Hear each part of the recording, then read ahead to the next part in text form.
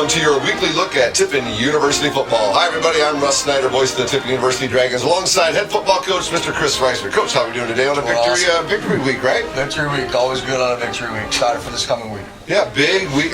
2 games left on the schedule. Let's take a look back at Northwood real quick first. And we probably should go through this pretty quick because there's a whole lot of scoring going on for the Dragons on Saturday afternoon. So the Dragons get started in the first quarter. Darius Penix, a 7-yard run on a 4-play, 16-yard drive on a minute 20 off the clock because the Dragons got the ball off a muffed punt return right there early on in the ball game. So Dragons able to take a 7-0 lead early on, and that's what you got to do if you get a turnover early, way down in the red zone. You got to turn that into 7. Yeah, you got to take advantage of it, right? The game is too fickle, and any time the football gods give you an opportunity like that, you got to be able to strike when the iron's hot. So I thought our special teams played well in a lot of ways, right? Had the turnover there, had a big punt return, had a big kickoff return. So there's a lot of different ways that they impacted the game, and that was just the first part of it. And it was good to see them make a big play and allow our offense the opportunity, and then for offense to be able to put it in was a big deal. And then you also had a couple made field goals as well on that special team side. And also, we mentioned his name last week getting in the end zone. Jack Stoltz again. Yeah. A 19-yarder from Christian Carter to put the Dragons up 14-0. A 10-play,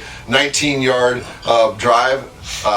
4:27 off the clock, and this is one that's, I don't know if that yardage was right on that, but a big play on this one I want to add is somebody's name we haven't said a lot this year. Tight end making a big catch for you on third down. Riley Adolph at 12 yards on 3rd and 4. Yeah, no, 3rd and 4. Riley made a big catch. Christian made a good read and good shot, and Riley was able to catch it and tuck it and do something with it after the catch, and then to touch on the touchdown, Jack made a really good route, and Christian made a great throw, and Jack made a diving catch in the right corner of the end zone, and that was really cool. He showed up big in the last couple of games, had a big touchdown against Ashland and another big touchdown against Northwood, and excited about the way that he's practiced, honestly, the last few weeks and showing up in the games, and he's really earned his opportunities. Isn't it great how you see a kid work hard in practice to earn those opportunities, and then once they get the opportunity and succeed, how much harder they want to work after the fact? That's awesome. Without a shadow of a doubt. He's a guy that's always had confidence in himself, and for good reason, and really has practiced incredibly well, has stayed the course, has worked, has grinded, hasn't complained or worried about playing time. He just has worked himself into an opportunity, and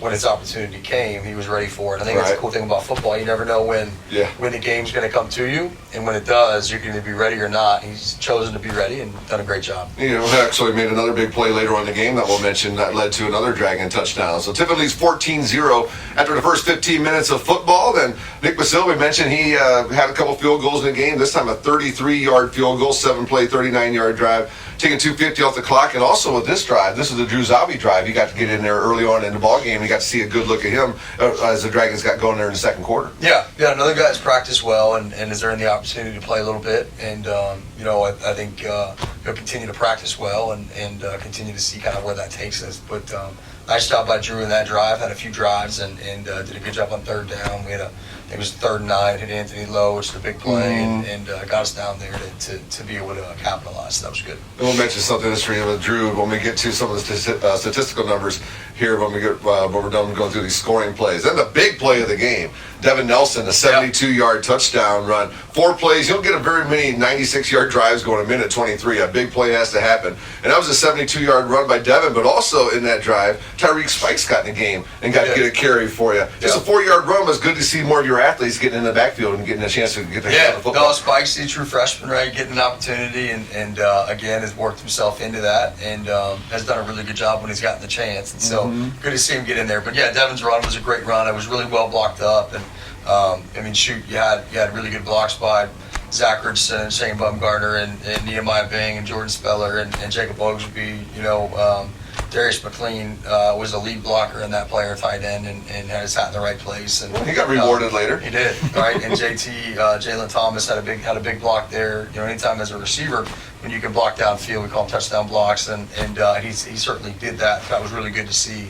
And then Devin did the rest, right? Stayed tight and hit that thing, and he was out. It was fun. That was great to see. That was awesome to see. It was really rewarding for sure. Yeah, that was to put the Dragons up 24-0, and that was our score when we went to the half. Then the Dragons started out the 3rd quarter with another touchdown run from Devin Nelson. This time a 3-yard run, a 3-play, 15-yard drive because I believe the special teams player of the week in the conference that just got announced, Anthony Lowe, started out the second half with a 77-yard kickoff return. I thought that'd be kind of cool in the broadcast. I was like, I kind of got a feeling he might take one of them. I was just saying that, hoping that he would, so it'd sound cool if I predicted it, but it was a heck of a return, and you got to love getting your field position that quick because you want to score early in that second half anyways. You get a chance to do it like that. That's without cool. a doubt.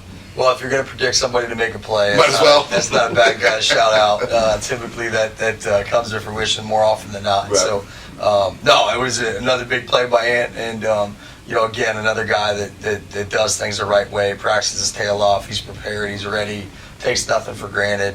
Just a consummate teammate and guy that we love having in the Tiffin green and gold. And so, for him to be the GMAC Player of the Week is really cool and really rewarding for him. And this is Devin Nelson's second touchdown, but he wasn't done. We'll say his name again when we work our way into the fourth quarter of action. Nick Basile had another field goal for the Dragons, a 27-yarder, a 12-play, 67-yard drive, taking 5:44 off the clock. And another Dragon athlete got to get his hands on the football in the running back spot as Tyrese Banks-Dorn got into the action there on that drive. Yeah, no, Ty played well. Had a couple nice runs, and has a guy that's come in, for a few runs each week, and he splashes. He does a really good job and kind of breaks a few tackles here and there, and has been really consistent on our special teams as well. And so, kind of an unsung guy that's done a great job for us in a lot of different ways. That's one of the reasons I wanted to bring up his name when I was going through the drives, the scoring drives. Like, we should mention him. And I was looking through it, and I said, we got to mention Tyreek Spikes as well. Yeah, so Spikes. Young men putting in all the work and getting a chance to get their hands on the football. And meaning football playing time, too. We're talking second and third quarter of this football game. Now, Northwood will get a field goal to cut the score to 34-3. And then the young man we mentioned who's going to get rewarded, that's Darius McLean. You could see him dancing on the sideline a little bit, getting a little excited that he got his name called to go in there on the 2-yard line and catches a 2-yard touchdown pass from Drew Zabi, who got to get a touchdown pass, which is awesome on a 4-play, 67-yard drive, taking a minute 43 off the clock. And we also mentioned earlier, we would say Jack Stoltz's name. He had a big 37-yard catch from Drew Zabi on that drive to lead to that Darius McLean touchdown. Yeah, no, it was a fun drive. They jumped off sides, took a shot to Jack. Jack made a big play, and then to be able to get Darius a touchdown was a cool thing. It was his first collegiate touchdown, and a guy that's been working and really has had a great year. Has transitioned himself from a college wide receiver to a college tight end, and has bought into that. Has put on his weight and done a great job as a lead blocker for us, and still has retained some of those receiver skills. And so he got to put them on display, and it was a cool moment for that to happen. Yeah, it looks like a man likes to have a lot of fun when he's out there. Without a doubt, he's a passionate guy and one that brings the energy the guys feed off of for sure. Dragons had a 41-3 lead at the end of 3 quarters, and then we mentioned Devin Nelson for the third time in the contest finds the end zone, this time from 13 yards out on a 5-play. 22-yard drive, 1 minute 24 off the clock. Tyrese Banks-Dorn got a carry on that drive, and Drew Zabi went for an 11-yard run onto that drive as well. And the Dragons finish up the scoring in a 48-3 win for Tiffin on the second-to-last home game of the season. Yep, no, good to put the cherry on top of Dev, and anytime you get a hat trick, you had a nice game. Some of the numbers that you really stand out to you: first downs, the Dragons a 24-11 advantage. Total offense, Tiffin runs 61 plays for 460, Northwood 56 for 114. You can break that Northwood down to 40 on the ground for 43, 9 for 16 through the air for 71. And you knew that Northwood wanted to run the football. That's what they've hung their hat on that for years. And your Dragon defense really looked like your coaching staff got them prepared to stop the run, and they went out and did the job they needed to do. And that defense really put the clamps on that running game of Northwood and put them into really what they probably didn't really want to do early on in the football game. No, we wanted to put them in a pass-first situation, and knowing that we feel really confident about our matchups, and we've got a great defensive back end, and that we feel confident in, and so we were able to do that. I thought our defensive line did a great job. That our linebackers did a great job. Our coaching staff did a really good job putting together a great plan, and I think they've been consistent in that. And so for that to come to fruition, anytime a plan is just that, it's a plan, right? And everything was going to paper. Yeah, and it needs to be executed, or else it's just a bad idea. Right. And so, our guys were able to execute it and play the way they needed to for us to put ourselves in a favorable position to win a football game on Saturday. 0 turnovers too. We always got like that in a football game. Christian Carter very effective and efficient, 12 of 19, 162 and a touchdown. Drew Zabi 4 of 7 for 70 and a touchdown. And Devin Nelson, not only the 3 touchdowns, but he gets it in the end zone on just under a third of his carries, which is pretty awesome. But he goes for 112 yards as well. I mean, we also mentioned that Drew Zabi's name, and I was going to mention something fun. He can say to Darius, in that Northwood game, we had the same amount of rushing yards, but I did it in less carries. So he can always have that joke with Darius. I'm going to make sure I text Darius after this and include Drew on the text. All right, you can tell him it came from me. So we're all on the same page of what happened on Saturday. There's no doubt. Well, you're able to get 7 guys get ball carries out of the backfield on Saturday. 8 receivers catch passes led by Anthony Lowe, 60 yards. Jack Stoltz and Darius McClain get into the end zone. We mentioned earlier, we haven't mentioned yet, I'm sorry, the defense, but Patrick Tuame again leads the team in tackles with 9 of them. And Montez Kelly with 2.5 sacks. Yeah, 2.5 He's sacks. knocking right on the door there of being the league leader, and your team as a whole gets 7 sacks. So not only were they stopping the run, the defensive line were just really getting after it against that Northwood offensive front. Without a doubt, they'll stop the run on the way to the quarterback, right? Yep. And there was no truer example of that. Like you said, Montez having 2.5, and the cool thing about that is the bulk of them were effort sacks and just playing hard. And so I think anytime you can point to that on tape and show the team, look, it's certainly a talented person making a talented play, but it's effort too and grit. And so I think you saw that a lot on both sides of the ball and on teams. That'll pay off in big ways and dividends as we keep moving forward. Moving forward means 2 more games. They're on the regular season schedule. What happens after that, we'll wait and see. But right now, the Dragons going on the road to Kentucky Wesleyan, a team who last week fell to Wash 35-10, and a team that's kind of hard to figure out a little bit because you throw Hillsdale into that mix, who's maybe the most difficult team to figure out because one of their 2 wins is against Hillsdale, and last week Hillsdale goes and beats Ashland. So you've had a chance to see more film on Kentucky Wesleyan what I have seen. I know that their running back Landon Newman is in the top 10 in the league and running the football.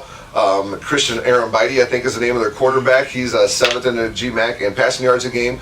But then Brendan McGuire through the receiving corps, 6th in the conference. Then on the defensive side, Jalen Humphrey's leading the conference in tackles. Yeah. So he's a young man that your offense is going to have to account for. But they have some guys that can do some things on offense. It seems like they've kind of been a little unlucky, falling behind early and then snowballing out of hand. Yeah. No, I have a lot of respect for Kentucky Wesleyan. I think they're really good. I think they have a really good football team. We played them really, really tight last year. They had many of the guys back this year.